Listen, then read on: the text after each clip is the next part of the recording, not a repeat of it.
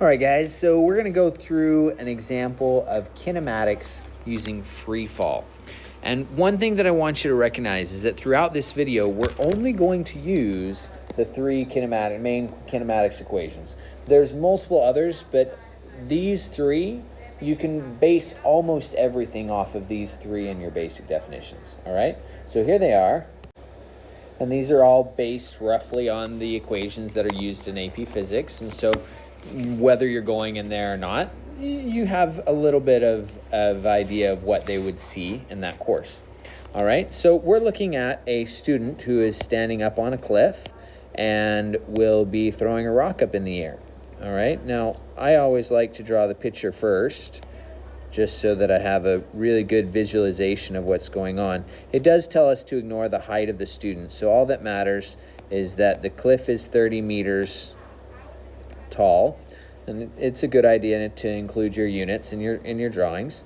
And then we've got the rock that's being thrown up with an initial velocity of 25 meters per second. All right, so now we're not gonna make the table yet until we know what the question being asked is, because the question being asked is going to affect our initial and final positions. All right, so the first question is, what is the maximum height achieved by the rock?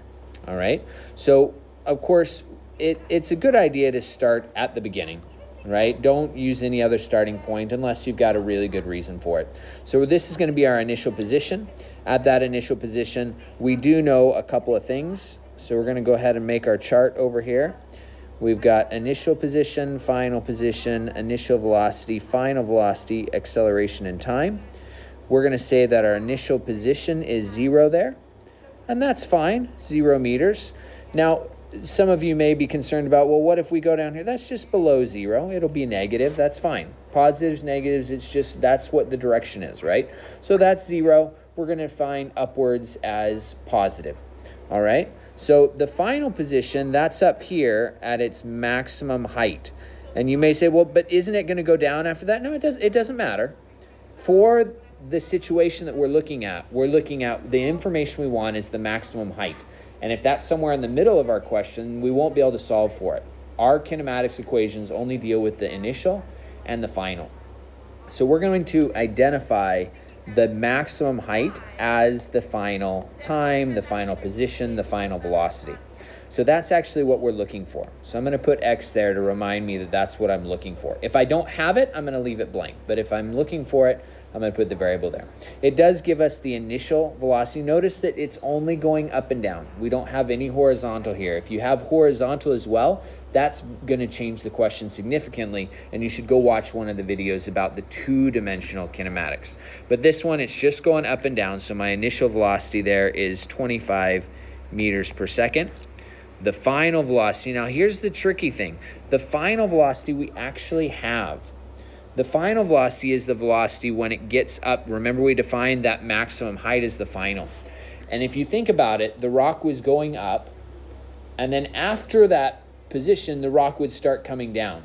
So somewhere between going up and going down, it has to not be doing either, right? It has to be actually at rest. Now, don't get the wrong idea here. It doesn't go up and sit there for half a second and then come back down. No, it's a fraction. It's actually instantaneous. It's infinitely small. The time is infinitely small there. But in that time, it is at rest. And so at the maximum height, that final velocity will be 0 meters per second. Now, the last thing we need, of course, is the acceleration, which, because this is a free fall situation, after the rock leaves the person's hand, the only force acting on it is gravity. And we know that on the surface of Earth, that the acceleration due to gravity is negative 9.8 meters per second squared. And so we can use that. We don't have the time, so we're going to avoid the time if we can. We're ready to look for our position, though. We're ready to look for that maximum height. Looking at the equations, I don't want the ones that have time, which leaves us only with that final equation, v squared equals v naught squared plus 2ax minus the initial position there, the x naught. We can go ahead and put in the numbers, our final velocity, our initial velocity, you'll notice that I wrote the equation out first. Even though I had it right over here on the right-hand side, I wrote that out because that's going to make it less likely that I forget things like plus signs and squares and things like that. If you do silly stuff like that, or even if you don't, it's not a bad idea to make sure that you have that here. Now, you'll also notice I'm not putting the units in there. Well, that's because all of my units were in meters, seconds. They're all in SI units, which means that my final answer will also be in SI units. If you don't use meters and seconds, and if they're not all the same, then you do need to make sure that you're writing your units throughout so that you know what the units of the final question are. If you put the right units in, then you know what the units coming out are. So I go ahead, I plug this in, I work it out, right? I square the 25, which is 625. I'm going to go ahead and show the algebra. You're welcome to fast forward through this a little bit if you want, but I'm going to go ahead and show it just for the people that have a little bit harder time with that math, right? So I've got the 625, which is 25 squared. I did 2 times negative 9.8, which is negative 19.6, and inside of the parentheses, I did the x minus 0 to give me the x. So at this point, I'm going to subtract the 625 to the other side. And so I'm going to have negative 625, don't worry about the negative, equals negative 19.6. Negatives are actually okay here as long as you don't have to square root them. At this point, I can divide both sides by negative 19.6. And when I divide by 19.6, the negative and the negative will cancel each other out. And so I will end up getting that x is equal to 31.9. Again, because everything was in SI, Scientific International notation, x is a distance, it's a position, so my position is going to be in meters. And so we now know that the rock went, yes, this is final, but remember final is defined as that maximum height there. All right. The second question here, letter B, asks, after how long will the rock be at its maximum height? And so we're still talking about maximum height here. That's nice because that's what this table is. This table is using the maximum height for my data, right? It starts when they let go of the rock and it ends when it's at that maximum height. And so I can actually keep my table here. I can use all this information. In fact, I now have this. That's now 31.9 meters.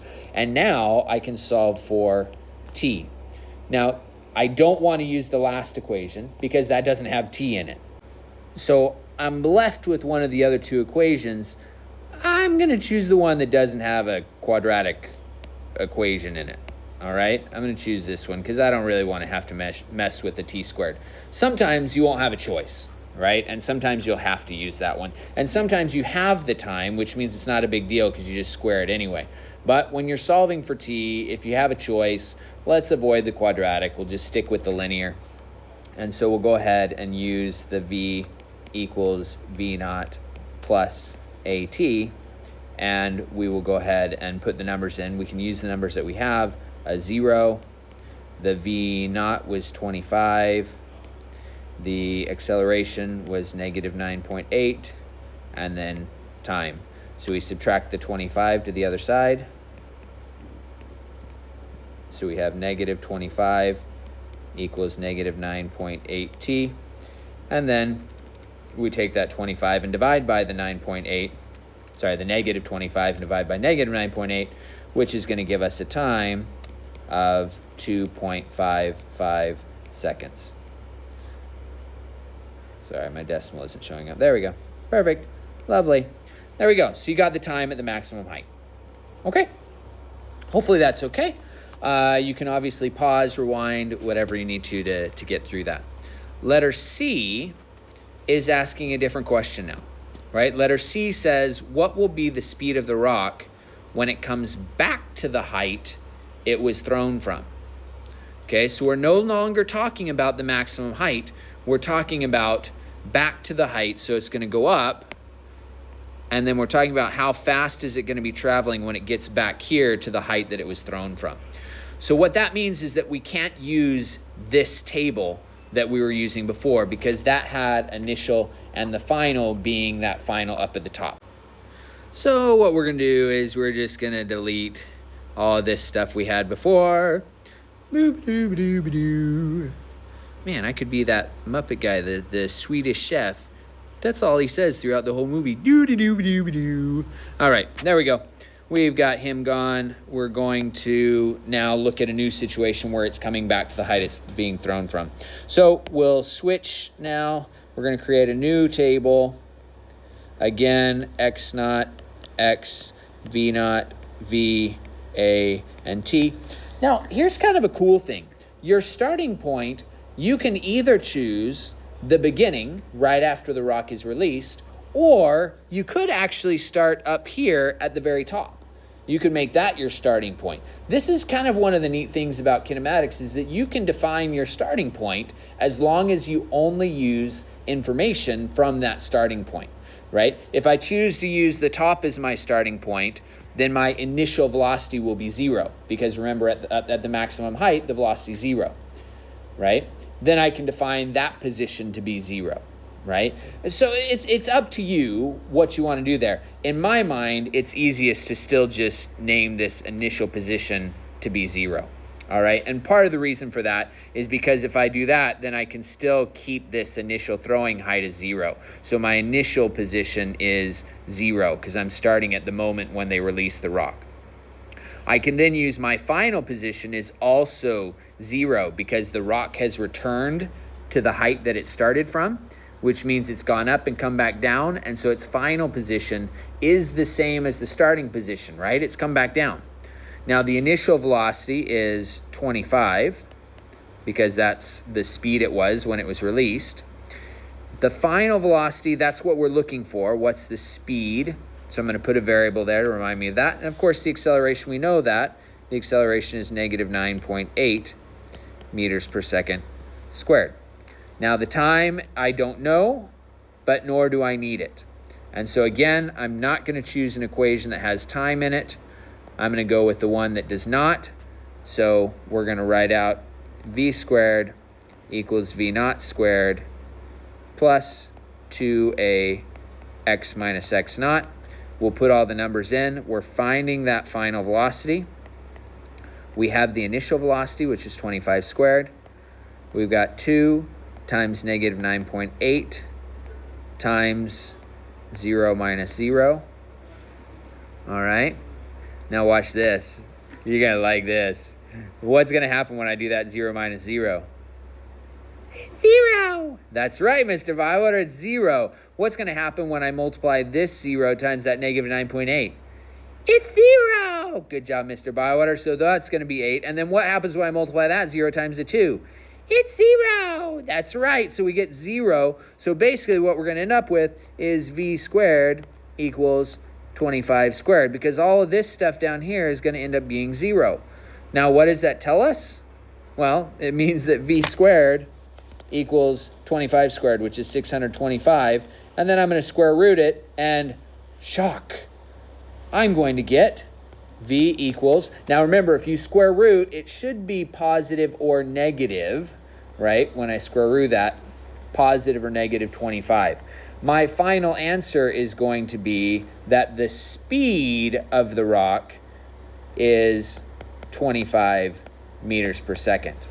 Now, if it asked for the velocity, then I would answer negative 25, because at this point, it's moving down.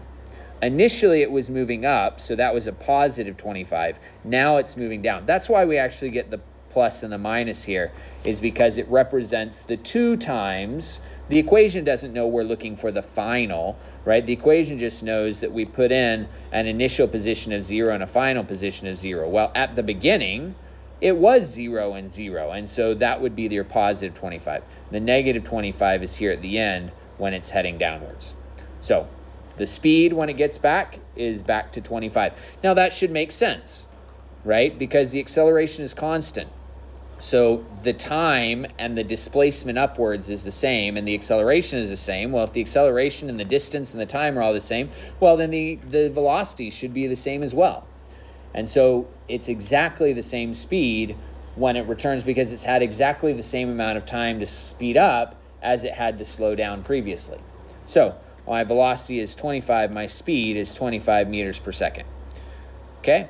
Now, letter D says, how long will the rock be in the air before hitting the ground. All right, so notice that now we're talking about hitting the ground. So we're not talking about that maximum height. We're not talking about returning to the height we were before. We are to a new position here, which is when the rock hits the ground. So once again, we're going to get rid of what we have because this table is no longer helpful. That table was helpful when my final position was returning back to where I started from. But at this point, we're going to have to say, all right, we need a different table now. So let's create a new table. This time, again, your initial can be anywhere. You could put your initial when it was being thrown up. You could make your initial up here at the maximum height. You could make your initial this point where we now know that it's going at negative 25 meters per second, right? You can put your initial anywhere, but just because I'm going to start at the beginning because it's a very good place to start. All right, so we need a new table. X initial, X final. V initial, V final. Acceleration, time. So we're going to go ahead and fill those in. Okay, my initial position, I'm still going to define this as 0 because I can. So 0 meters. Now, the final position is going to be right before, remember we talked about it's got to be right before it hits the ground. Once it hits the ground, you've got a new force, new acceleration. You can't do that. Acceleration has to be constant the whole time. So from when it's released until right before it hits the ground, and I know that that position, because I'm on a 30-meter cliff, Dahlia's on a 30-meter cliff, that is negative 30 meters. And you got to put the negative because it is down. It's below, right? And I want to make sure that down is negative so that I can still use that negative 9.81, sorry, the negative 9.8 for my acceleration. So for the initial velocity, still, I'm starting here at the beginning. So my initial velocity is still 25 meters per second. I have no idea how fast it's going when it hits the ground. So I'm going to put in my acceleration of negative 9.8. And of course, I'm looking for time. The question is, how long will the rock be in the air before it hits the ground? So I want to choose the one that does not have velocity in it because I don't know and I don't care. So therefore, I'm going with this baby right here. Yep, I'm actually going to have to maybe do some quadratic stuff here. So I'm going to put in my final position, which was negative 30. Sorry, I'm going to go x equals x naught plus v naught t plus 1/2 a t squared. So I'm going to put in that negative 30. My initial position was 0 plus that v naught. The initial velocity was 25t plus 1/2 times negative 9.8 times t squared. It is a quadratic, which means I want everything over on the right-hand side. So I'm going to add this over. So it's going to be 0 equals 30 plus 25t plus 1/2 of negative 9.8. So that's actually going to end up being a negative 4.9 t squared. And at this point, you're going to have to solve the quadratic, okay? I'm not going to go into how to solve quadratics now. That's a task for your algebra teacher.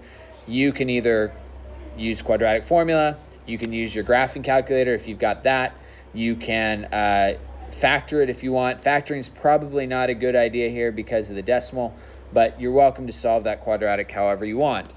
Go ahead and pause it, work that out, and hopefully you get the same answer that I got here.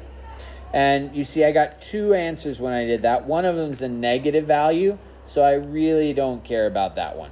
I'm going to take the 6.10, which in context of my other answers so far makes sense, right? Takes some time to get up, takes some time to get back down to the height, takes a little bit more time to get down to the ground. Remember, at this point, it's going negative 25 meters a second, which means it's going to, and that's just at that point, but it's going to continue to speed up. So it's probably going to take less than a second to get from that point to the ground. That's how fast it's going at this point, maybe about a second. All right, there we go. That's letter D. We can move on to letter E now. What will be the final speed of the rock when it hits the ground? All right, well, now you got literally everything, right? Because we now know that the time is 6.10 seconds. Sorry, I need to put my units on there. So time is 6.10 seconds. So now you can solve for V using any formula that you want, except the one that we just used. Don't use that one, please, because it doesn't have v in it. So I'm going to use the second one because that seems like the easier one to use. So I'm going to go final velocity, which is what I'm solving for, is equal to the initial velocity plus AT. So initial velocity again was 25. The acceleration was negative 9.8. And the time was 6.10. And so we go ahead and work through that. This one you can see you don't even have to do any algebra here. You can just go straight into it, and you should get an answer of 34, negative 34. It should be negative because it is going downward there. Negative 34.8 meters per second. I've rounded all my answers to 3 significant figures just because all those extra digits aren't really worth anything. At some point, you may talk about significant figures in your class. Please listen to your teacher when he teaches you about significant figures. But for now, this is enough. This will get you where you want to be. All right, that's it. Thank you very much.